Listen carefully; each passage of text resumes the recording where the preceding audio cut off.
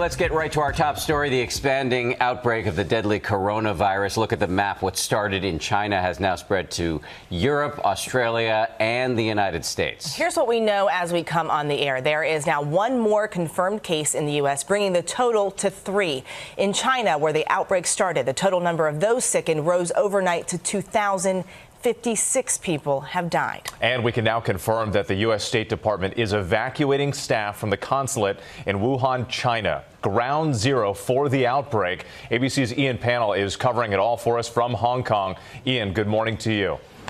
That's right, lots to bring you up to date with. Growing numbers infected, a new warning about how contagious this could be, and the American family trapped in the middle of this crisis. This morning, another American diagnosed with a potentially deadly coronavirus.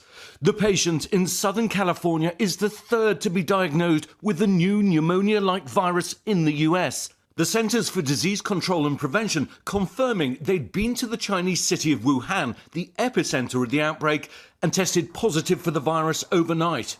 The patient's in isolation and said to be in good condition, but officials warning more people will likely become infected. This as the outbreak escalates yet again. There are now 15 countries and territories worldwide with cases. This morning, Chinese health officials saying more than 2,000 are now infected there and 56 have died. The Chinese health commissioner now warning the source of the infection still unknown. The harmfulness of the coronavirus to people of different ages is now changing. And most worryingly, indications the virus is becoming increasingly contagious. Over 1,300 more medics have been flown to the epicenter Wuhan, where officials are scrambling to build 3 new emergency hospitals in a matter of days.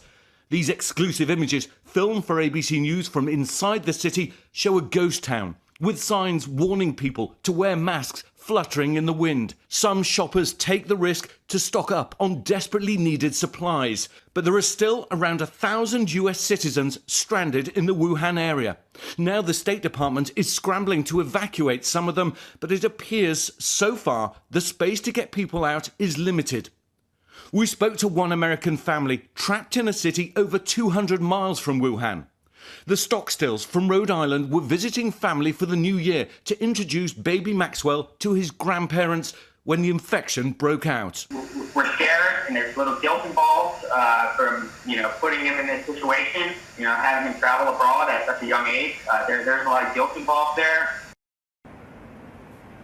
Well, as you'd expect, Patrick and his wife Ping are desperate to get their kids out, but they're also afraid that even if space opens up on one of those Mercy missions, they won't be allowed to travel on the roads to get to the airport. Dan? And Ian, a particularly worrisome development. Chinese officials are now saying this virus is infection even in its incubation period before any symptoms show. Yeah, that's right, and that's likely to worry many. Remember the deadly SARS and Ebola outbreaks that killed hundreds in Asia and Africa. Well, in those cases, a person was only deemed infectious when those symptoms appeared. Now, scientists, this is just what the Chinese are saying, still needs to be verified.